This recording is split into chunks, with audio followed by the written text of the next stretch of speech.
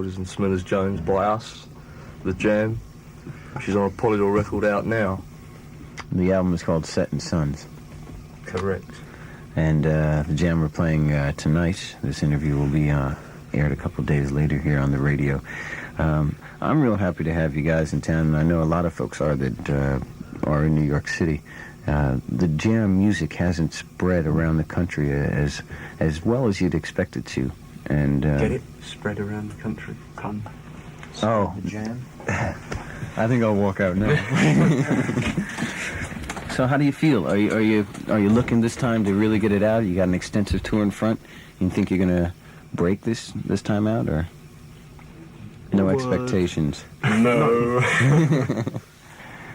I don't know. It's just, you know, it seems that just coming here once a year, you know, just to promote the LP. Is, you know, A few times. yeah, it just seems a bit semi like, you know, everyone forgets about it, you know, by the time next year comes. I've never I understood. sort of just thought I'd do 2 weeks, you know. It's going to be a real 3 short tour. times a year or something. I've never understood why. You know, I'm sure you guys are wondering too. But a lot of people level the criticism that I don't accept. They say that your music is too related to England, you know, for American audiences to understand. I can't accept that reason, you know, because everyone can appreciate the characters here. I mean, England and America, I think, are tied closely enough to understand the different characters. I don't know, you know, I think there might be sort of like an element of truth in that, because, you know, maybe it's not so much like what the songs are saying, but just like the actual references in them, you know, maybe a little bit too. Have you ever been tempted, Paul, to write a hit for America? Nah, not at all, you know. We're in a better sort of cop out, like, you know, Yeah. some other band, you know, like Like the Clash, of, you know, and making American records just, you know, just to break it over it. It's just pointless. With the following that you have in Europe and in the UK, do you think you'd have the time to come to this country to really do a proper promotional tour and really play? you know? Yeah, it's not so much time. I think, you know, it's more a question of finance. It's like the company will only give us enough money to come here when there's, like, you know, their product, you know, to push on that, which is a little bit sort of silly, you know, because you should be able to come and play anywhere in the world whenever you want to, you know. But we ain't got enough finance ourselves to do that, you know. And because it's not a profitable thing to go touring in England, especially because the shows don't charge half as much money as they charge in America. Well, I was told that like most of the venues in England get something the equivalent of $5. Is that true? It's around about that. Yeah. 5, 6. Yeah.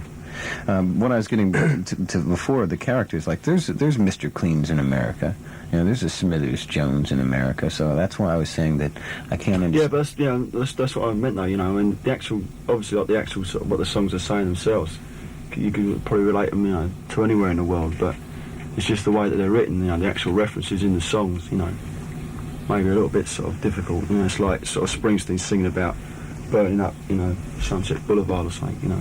Unless you've actually been to Sunset Boulevard, it's like the sort of picture, you know. Does Springsteen go over in England though? He's dead, Yeah, he's supposed to be coming over, long awaited. I think he's supposed to be coming over March or May time, when he's finished his 2-year album or whatever it is. When you were on tour this time, the few gigs that you've already played, have you noticed a better reaction in the cities outside of New York or some of the bigger cities? Are people responding more to the band now they've known about you for a year? In a word. I don't know, you know, we always go down, and, you know, wherever we've you know, ever played, we've always gone down well, but I don't know what levels, you know, people are sort of enjoying us at. Yeah. You know, maybe I suppose it doesn't matter, but, you know, I think maybe it does matter. Like if they're just sort of clapping because, you know, it's another great little rock and roll band, you know, company propaganda type thing, you know. Yeah, that's I just don't see the point of that at all, you know, because this is something new, you know. Well, it's not only just the music; it's the lyrics that are so important, you know. And in a concert, it's oftentimes difficult to pick out lyrics, you know. Yeah, but I don't know, you know. I just think our presentation is different anyway, you know. Like I don't know if people are actually picking up now or not. Do you think the Jam is a live band or a recording band, or do you think you're It's both? both, you know. Is it? Yeah. But it's two different things, is it? I mean, what you do on the records isn't necessarily what you're trying to do on the stage. and the other way around? We try and keep it as close as we can. You Obviously, do? we don't want to go over the top on an album, you know, to do something that we can't do live, you know. Which comes first, the stage presentation of the music, the live presentation, and then the album is made to sound like that, or is it the other way? It's the other way around normally. It is, yeah. Yeah. Just the way things, you know, with us work. We're always in the studio first and then go out and play it in afterwards, you know. Where do you learn this? The only link between the two is, you know, is both, you know, they're both trying to communicate, you know, on record as, you know, as well as live. Where do you learn the songs? In the studio, or do you come in with them already rehearsed and ready to record? Most times it's in the studio we rehearse them. Yeah. Yeah. Has been for the last 2 years anyway. You've got the idea pretty much the way you want it to be, and then just pursue it. Yeah, I mean, it's coming naturally more, you know, like... Do you bring them in on cassette, Paul, or do you write them on the back of envelopes? Scratch the bits of paper. Yeah. And throw them around. Can you write when you're on tour? When you're, for example, in this country, do you... We tried that once, but we went back to a lot of old dross. That was the album we sort of... songs we scrapped. I Yeah. don't know. I don't think you get a very sort of clear vision when you're on the road. You know, you sort of tend to lose contact a little bit. Yeah, it's real hectic, you know. Like you're driving in today right out of Hartford to come into the radio to go to a sound check to do a show. But it's just like, you know, it's a little bit of a numbing sort of effect, you know, you don't... Yeah. Is it difficult to get up for the gig when, you know, after you've been out for a while? Or have you sort of gotten used to this kind of a schedule? Yeah, I think you get used to it, you know. It's a lifestyle which you adapt to. A lot of people hate it. A lot of musicians say that they just hate being on the road. Do you feel that way, or do you like it? No, we quite like it, I think. Would you rather be doing that than just sitting around? Oh, yeah. That's what we always do anyway. Well, yeah, when you're on tour, that's basically what touring is about. Sitting about, around. yeah. Setting up, taking down and sitting around. Yeah. You're either on a plane or a bus or a hotel. I mean, it's only the hour on stage or whatever that makes it worthwhile. The rest of it's a waste of time, you know. Yeah. Well, that's what it's all directed toward, though, isn't it? That 1 hour. Yeah, I mean, you know, because I mean, you don't even see, like, you don't ever see what country you're in, you know, like, properly. Have you had a chance to see anything of New York in the 2 or 3 times you've been here? Not a lot, really. Most of the time it's been, like, very quick visits. Is there anything in particular that you wish you could go and take a look at about this city? We drove through, like, Harlem today. That was quite, you know, Illuminating. yeah. I think you'd probably have to spend a lot of time here to appreciate what the city's about. Yeah. There's a feeling amongst some people that maybe the mood in America just might be right to accept a lot of different things in music. It's coming out in New York primarily, but a lot of hope is that it is going to spread across the country. And we hope that your music goes over well. It's certainly been long enough gone without enough recognition in this country. And there's some other new things like that you guys have been pointing out to us. And why don't we take a listen to a couple of those things that you think are really hot and coming? Like, I think the Beatles stand a chance of making it. you think so? Yeah. With that drug addict in the band. If you get his hair cut, he might do. We have something queued up right now. The Slits. What do you think of the Slits? I think the album's really good. It's like something totally new. It's different. It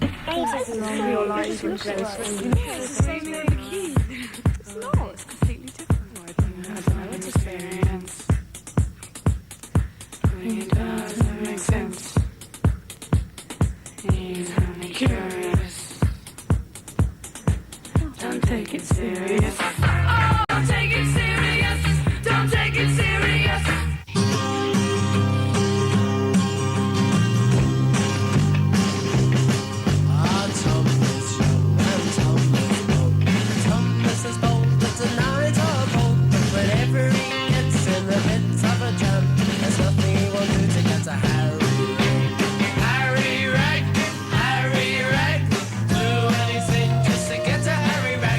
Curses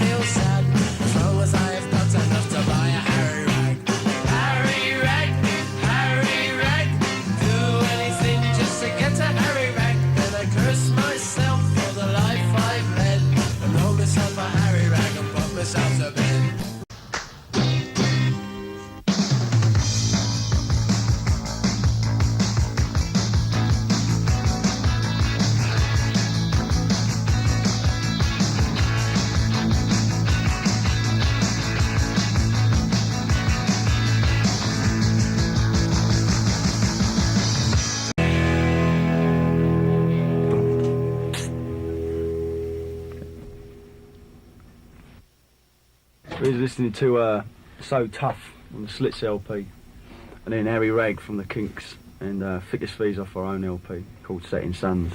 You know, you use that Kinks song as an example about how, you know, American audience wouldn't understand what a Harry Rag is. Yeah. What is it?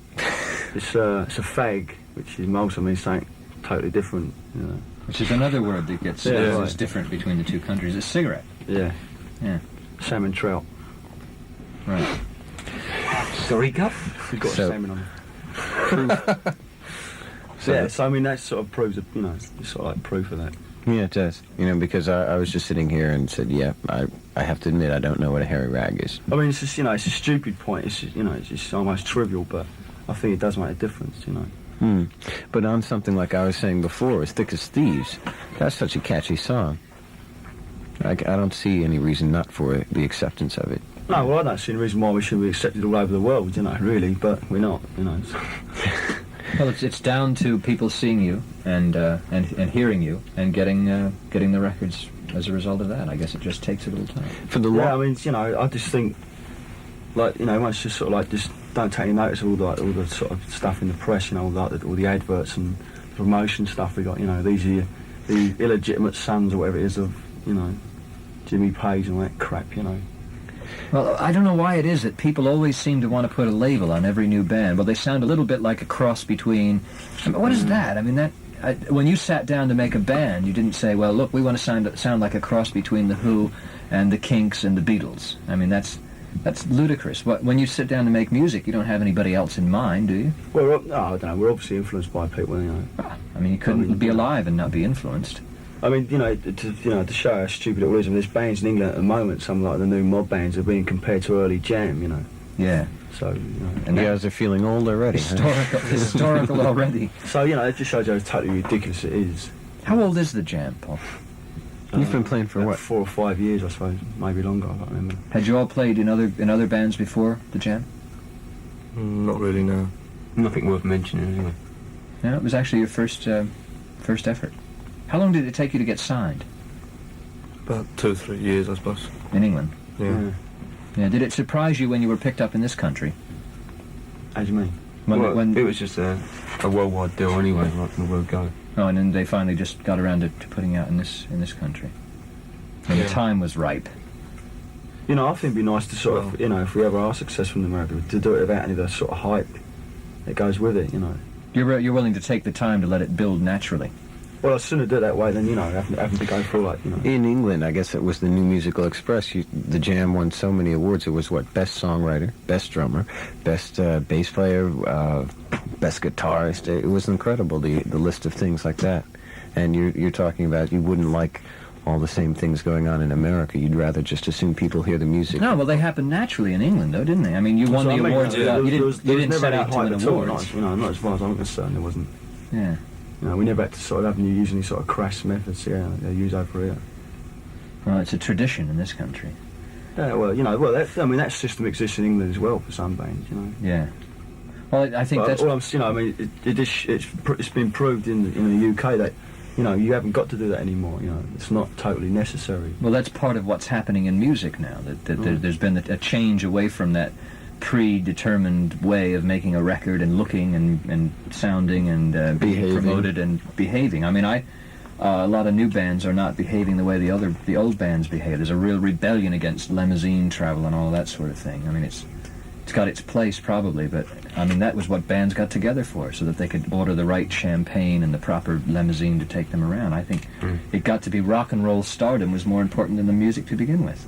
Yeah, but you know, I mean, also people enjoy that as well. Some people actually do enjoy sort of, you know, seeing bands get into that, you know, because it's, Because they get off on it yeah, I suppose thinking they it, must do. it gives them something to aim for or something. Is that what you... I mean, do you prefer that sort of style? What, limousines and All champagne? that stuff, yeah. I prefer beer myself. But the good stuff, the good beer. Yeah, Miller's all right. Yeah. Have you found a beer that's comparable to any of the beers at the pubs in England? Nope. Nah, You can get Watney's here, tastes you like know. piss, Have you ever had doesn't Watney's Yeah, cold? that's awful stuff. Fucking dross. And it's cold, which is worse. Yeah. We got another band queued up, Wire. it? Yeah. What'd you think of this band? It makes some good singles, but the LPs are pretty boring. Oh, yeah? The Let's singles are different. This is I Am the Fly.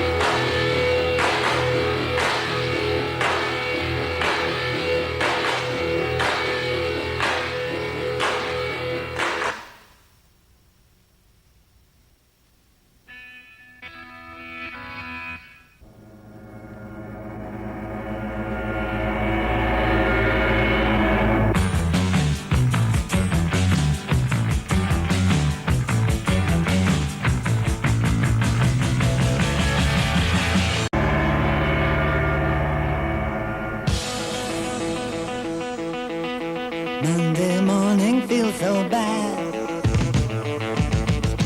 Everybody seems to nag me.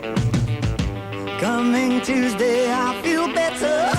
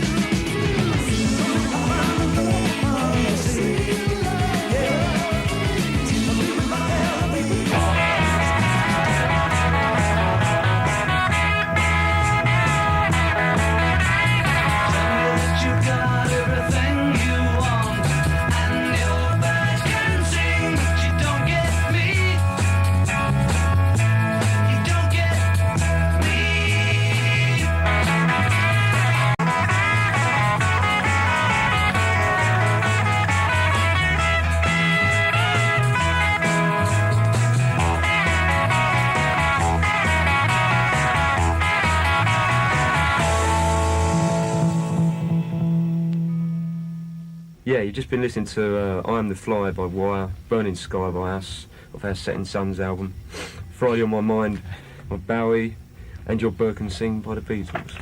So it's only a brief tour this time out. Got any more materials in the wing? You just mentioned you got a new single coming out. Yeah, it's a double A side. It's coming out on the 17th of March in England. There's, is it? 14th. March sometime. He is fallible, come on. Jim, can you answer that one for us? And there's a live EP with that as well, the first 100,000. Okay, we'll be looking forward to that. I'm also looking forward to seeing you guys in the Palladium tonight. And I hope the tour goes real well for you. And Alright. if you're ever in the neighborhood, please stop up. All right? We'll try and sell some more of your records for you, okay? Alright, cheers. Okay. You get some milk for the tea. Yeah, right. Get some tea for the tea. The song we're about to play, America. the song we're about to play isn't on the import copy, right? It's about a year old. It came out in March '79 in England. Strange Time.